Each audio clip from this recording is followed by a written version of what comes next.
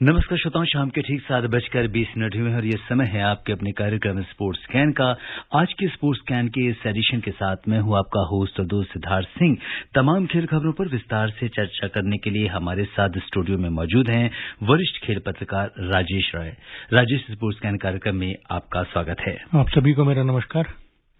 और सबसे पहले नजर डालते हैं अब तक की स्पोर्ट्स हेडलाइंस पर। आईपीएल क्रिकेट में चेन्नई सुपर किंग्स और कोलकाता नाइट राइडर्स के बीच मैच रोमांचक दौर में अब से कुछ देर बाद दुबई में रॉयल चैलेंजर्स बैंगलोर और मुंबई इंडियंस होंगी आमने सामने। भारत की महिला क्रिकेट टीम ने ऑस्ट्रेलिया को तीसरे और अंतिम एकदिवसीय मैच में 2 विकेट से हराया।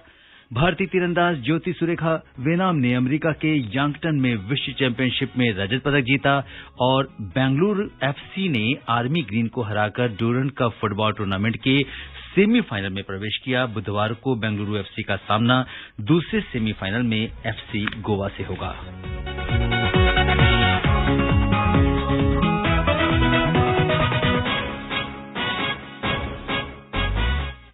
और सबसे पहले बात करते हैं आईपीएल क्रिकेट की। और आईपीएल क्रिकेट में चेन्नई सुपर किंग्स और कोलकाता नाइट राइडर्स के बीच मैच रोमांचक दौर में पहुंच गया है और अंतिम ओवर इस समय खेला जा रहा है। और अगर हम देखें तो इस समय बहुत ही ज्यादा रोमांच की स्थिति है और किसी भी समय परिणाम आ सकता है।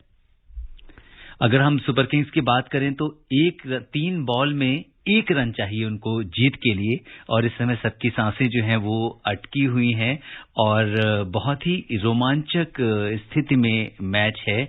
और अगर हम देखें तो इसके पहले केकेआर की अगर हम बात करें तो 6 विकेट पर 171 रन बनाया था केकेआर ने और अब सीएसके जो है 19 ओवर और 3 गेंद जो है 172 रन का लक्ष्य है। 1 रन और चाहिए जीतने के लिए और 7 विकेट 171 रन के बनाने के बाद सीएसके इस समय इस स्थिति में है और सभी की धड़कनें रुकी हुई हैं। जी बिल्कुल। और जी जिस तरह से कोलकाता ने 171 रन बनाए, काफी चैलेंजिंग स्कोर था। अभी तक जितने भी मैचेस हुए हैं उसमें 170-180 के आसपास का स्कोर काफी चुनौतीपूर्ण माना जाता है, लेकिन चेन्नई ने एक चैंपियन टीम की तरह इस लक्ष्य का पीछा किया है और अब वो जीत से केवल 1 रन दूर है। बिल्कुल, 2 बॉल पे 1 रन बनाना है और ये इस समय ये जब तक अंतिम फैसला ना आ जाए तब तक कहना मुश्किल है कि कौन सी टीम जीतती है, कौन सी टीम हारती है। बिल्कुल, क्योंकि ये दोनों टीमों के बीच में जिस तरह का मैच पूरा आज हुआ है और हमें लगता है कि जो दर्शकों के लिए इस तरह के मैचेस जहां पे अंतिम गेंद पर फैसला होता है वो काफी रोमांचक हो जाता है मैच। और ये T20 का खेल ही ऐसा है कि इसमें अंतिम गेंद तक फैसला चला जाता है और इस तरह के मैच जो हैं वो आखिरी क्षणों तक जाते हैं और अंतिम गेंद पर जाकर उनका जो निर्धारण होता है कि कौन सी टीम जीतेगी, कौन सी टीम हारेगी। बिल्कुल, तो जिस तरीके से अभी ये चीजें चल रही हैं कि 1 रन चाहिए, 2 बॉल और बार बार अपडेट्स और उन पर पूरी तरीके से हमारी नजर बनी हुई है कि इसमें क्या कुछ होने वाला है। अब से कुछ ही क्षणों में हमें इस मैच का नतीजा मिलने वाला है। और अगर हम बात करें तो इसके तुरंत बाद एक जो दूसरा मैच होने वाला है दुबई में रॉयल चैलेंजर्स बैंगलोर और मुंबई इंडियंस सामने सामने होंगी। क्या कुछ होने वाला है इस मैच में, बता रहे हैं हमारे सहयोगी देवेंद्र। आज सुपर संडे का दूसरा मुकाबला अब से कुछ देर बाद टीम इंडिया के 2 धुरंधरों विराट कोहली की रॉयल चैलेंजर्स बेंगलोर आरसीबी और रोहित शर्मा की मुंबई इंडियंस के बीच शाम 7:30 बजे से दुबई इंटरनेशनल क्रिकेट स्टेडियम में खेला जाएगा। इस मैच में दोनों ही टीमों के बीच कड़ी टक्कर देखने को मिल सकती है। भारत में आईपीएल के पहले चरण में बेंगलोर और मुंबई दोनों ही ने शानदार प्रदर्शन किया था और प्लेऑफ में आसानी से जगह बनाती दिख रही थी। हालांकि यूएई में इन दोनों ही टीमों के लिए दूसरे फेज की शुरुआत अच्छी नहीं हुई है। बेंगलोर और मुंबई अपने शुरुआती दोनों मुकाबले गंवाकर प्लेऑफ के मुकाबले में पिछड़ती नजर आ रही है। विराट कोहली की आरसीबी अब भी अंक तालिका में तीसरे स्थान पर है, जबकि मुंबई 2 हार के बाद छठे पायदान पर पहुंच गई है। दोनों ही टीमों की कोशिश इस मैच में हार की हैट्रिक से बचने की होगी। आईपीएल के दूसरे फेज में अब तक आरसीबी और मुंबई दोनों ही टीम के बल्लेबाजों ने निराश किया है। आरसीबी की बात करें तो पहले मैच में केकेआर के खिलाफ टीम 92 रनों पर ऑल आउट हो गई थी। चेन्नई के खिलाफ पिछले मैच में कप्तान कोहली और देवदत्त पडिक्कल की सलामी जोड़ी ने शतकीय साझेदारी के साथ टीम को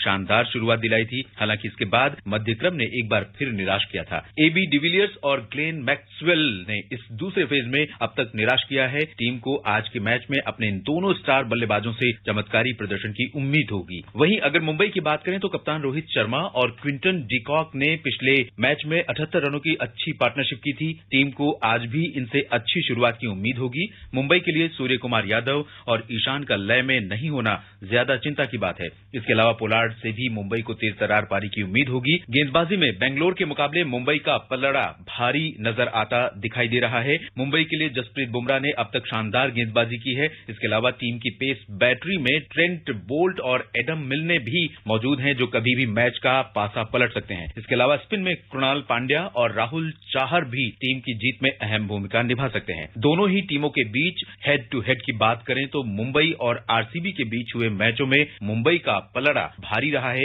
रोहित शर्मा की टीम ने 17 मैचों में जीत हासिल की है, वहीं विराट कोहली की टीम को 11 बार जीत मिली है। दोनों ही टीमों के बीच आखिरी मैच भारत में आईपीएल के पहले फेज में खेला गया था। बेंगलोर ने इस मैच में 2 विकेट से जीत हासिल की थी। दुबई की पिच आमतौर पर बल्लेबाजों के लिए मददगार साबित होती आई है। हालांकि शुरुआत में यहां तेज गेंदबाजों के लिए मदद देखने को मिल सकती है। देखना दिलचस्प होगा कि इस मैदान पर आज का दिन किस टीम के नाम रहता है। Devendra, sports can. जी हां, आज का दिन किस टीम के नाम रहता है और अभी सीएसके ने केकेआर को हरा दिया है। जो 38वां मैच था अबू धाबी में आईपीएल का खेला जा रहा था। केकेआर ने 6 विकेट पर 171 रन बनाए थे। जवाब में सीएसके ने 8 विकेट खोकर 20 ओवर में 172 रन बना लिए हैं और इस तरह से जीत जो है वो हासिल की है।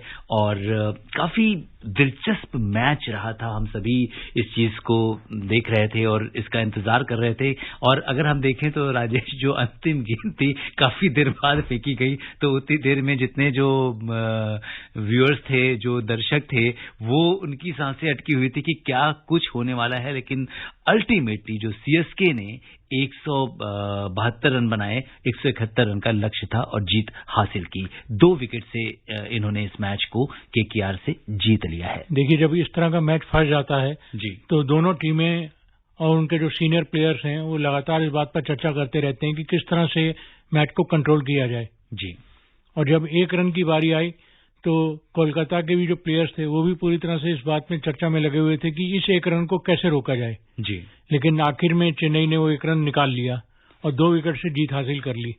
तो इसे कहते हैं कि जो रोमांच की जो पराकाष्ठा है मैच में, वो पूरी तरह से इस मुकाबले में दिखाई दी और चेन्नई ने 2 विकेट से इस मुकाबले को जीत लिया। बिल्कुल। और अगर हम चेन्नई सुपर किंग्स के प्रदर्शन पर एक नजर डालें तो ऋतुराज गायकवाड़ ने आज 40 रन बनाए हैं और 28 बॉल पे काफी अच्छी पारी खेली। फॉफ डुप्लेसी की बात करें, 30 गेंद में 44 रन बनाए। मोइन अली ने 28 गेंदों में 32 रन बनाए हैं। अंबाती रायडू ने 9 रन बनाए हैं। सुरेश रैना ने 11 रन। एमएस धोनी ने कप्तान ने 1 रन बनाया। रवि जडेजा ने 22 रन बनाए और सैम करन ने 4, शार्दुल ठाकुर ने 3, वो नाबाद रहे और दीपक चाहर भी नाबाद रहे और 1 रन बनाया है।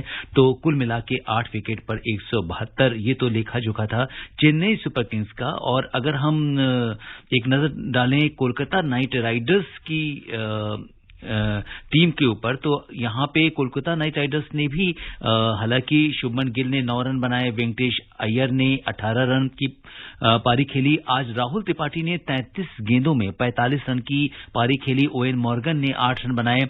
नीतीश राणा ने 37 रन अच्छी पारी खेली। आंद्रे रसल ने 20 रन बनाए 15 बॉल में। दिनेश कार्तिक ने 11 गेंदों में 26 रन की ताबड़तोड़ पारी खेली। सुनील नारायण हालांकि 0 पर रहे, नाबाद। और अगर हम देखें तो बड़ा दिलचस्प मुकाबला और अल्टीमेटली सीएसके ने 2 विकेट से मैच को जीता। देखिए, बिल्कुल इस मैच में अगर हम देखते हैं तो जो कप्तान, चेन्नई के कप्तान महेंद्र सिंह धोनी हैं जी, उनका 1 रन पर आउट होना थोड़ा निराश करता है। हालांकि उनकी टीम जीत गई है जी, लेकिन यह है कि एज का फैक्टर है, धोनी पर दिखाई देने लगा है। जिस तरह से बॉल उनको बीट करते हुए स्टंप्स में गई थी जी, उससे ये तो साफ है कि उनका जो आंखों और हाथों के बीच का जो नियंत्रण के बीच का जो तालमेल है वो कहीं गड़बड़ा गया है। लेकिन जडेजा ने 22 रन की बहुत अच्छी क्रूशियल पारी खेली जी, और टीम को जीत के करीब तक ले गए। जी हाँ, तो ये तो बात थी केकेआर और सीएसके की। लेकिन जो दूसरा मैच होने वाला है अब से कुछ देर बाद, ये हम ये कह सकते हैं कि 7:30 से मैच शुरू हो गया है।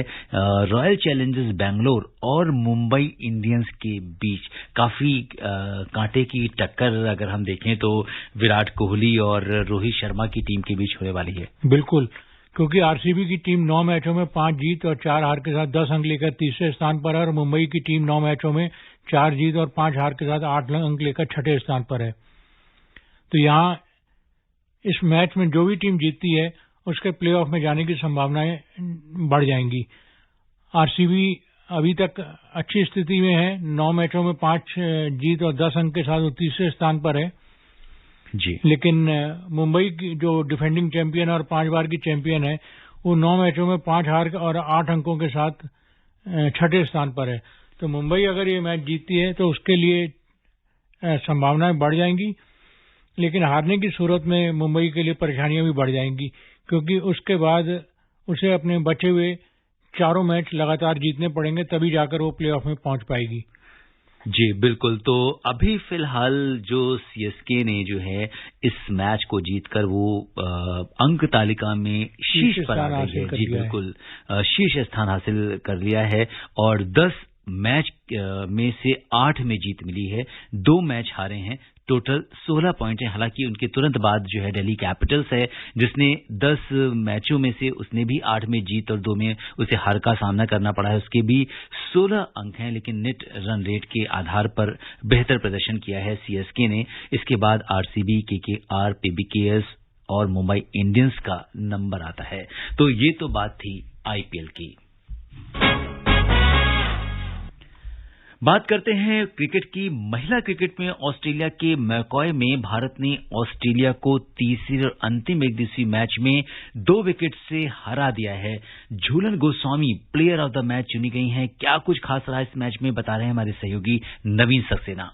भारत की महिला क्रिकेट टीम ने ऑस्ट्रेलिया को तीसरे और अंतिम एकदिवसीय मैच में 2 विकेट से हरा दिया है। इस जीत के साथ भारत ने ऑस्ट्रेलिया का विजय रथ रोक दिया है। भले ही मेजबान टीम श्रृंखला को 2-1 से अपने नाम करने में कामयाब रही, लेकिन ऑस्ट्रेलिया को लगातार 26वें एकदिवसीय मैच जीतने के बाद पहली बार हार का सामना करना पड़ा। ऑस्ट्रेलिया ने श्रृंखला का पहला मुकाबला 9 जबकि दूसरा मैच 5 विकेट से अपने नाम किया था। टॉस जीतकर पहले बल्लेबाजी करते हुए ऑस्ट्रेलिया ने 9 विकेट पर 264 रन बनाए। भारत की ओर से झूलन गोस्वामी और पूजा वस्त्राकर ने सर्वाधिक 3 विकेट लिए।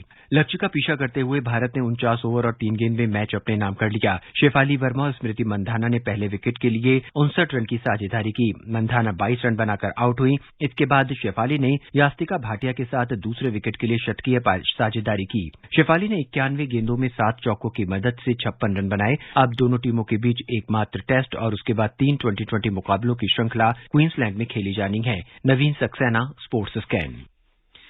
जी हाँ, आज का मैच जिस तरह से राजेश रहा है, 2 विकेट से ऑस्ट्रेलिया को हराया है भारत ने और उनके जो विजय अभियान जो जिस तरह का चल रहा था उसे रोक दिया है, क्योंकि लंबे समय से 26 ओडीआई ऑस्ट्रेलिया की टीम जीती थी लगातार, जो कि अपने आप में एक बहुत बड़ा हम रिकॉर्ड कह सकते हैं। तो आज भारतीय महिला क्रिकेट टीम के लिए भी बड़े उत्साह का दिन है। बिल्कुल, देखिए 26 मैच का वर्ल्ड रिकॉर्ड बनाकर ऑस्ट्रेलिया की टीम इस मुकाबले में उतरी थी जी, और उसके इस अजय अभियान को भारतीय टीम ने आखिरी वनडे में रोक दिया जी, 2 विकेट की जीत के साथ। तो निश्चित रूप से जो भारतीय महिला टीम का प्रदर्शन है वो बहुत ही काबिल तारीफ है और झूलन गोस्वामी की तारीफ की जानी चाहिए कि उन्होंने 3 विकेट निकाले और क्रूशियल जो आखिरी फंसे हुए ओवर थे उसमें उन्होंने जरूरी जो रन थे जीत के लिए वो निकाल दिए। तो ये ऐसा प्रदर्शन है जिसे लंबे समय तक याद भी रखा जाएगा। और इसके बाद जो पिंक बॉल टेस्ट होना है, भारतीय टीम इस जीत के बाद अब जो पिंक बॉल टेस्ट होगा उसमें बढ़े हुए मनोबल के साथ उतरेगी।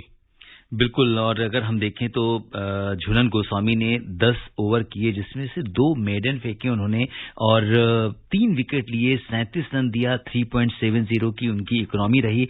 इसके अलावा अगर हम विकेट की बात करें तो स्नेह राणा ने 1 विकेट लिया है, पूजा वस्त्रकर ने भी अच्छा खेलते हुए 3 विकेट लिए हैं। 9 ओवर में उन्होंने 1 मेडन ओवर किया और 46 रन दिए।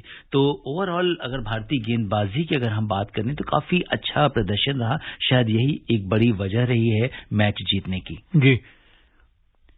और अगर हम बल्लेबाजों की बात करें तो शेफाली वर्मा ने 56 रन बनाए, स्मृति मंधाना ने 22 और यास्तिका भाटिया ने 64 रन की पारी खेली। मिताली राज ने कप्तान ने आज 16 रन बनाए, पूजा वस्त्रकर ने 3, दीप्ति शर्मा ने 31, स्नेह राणा ने 30 और झूलन गोस्वामी ने 8 रन का योगदान दिया। इस तरह से 8 विकेट खोकर 266 रन बनाकर भारत ने इस मैच को 2 विकेट से जीत लिया, जबकि 3 गेंद अभी भी बाकी रहती हैं।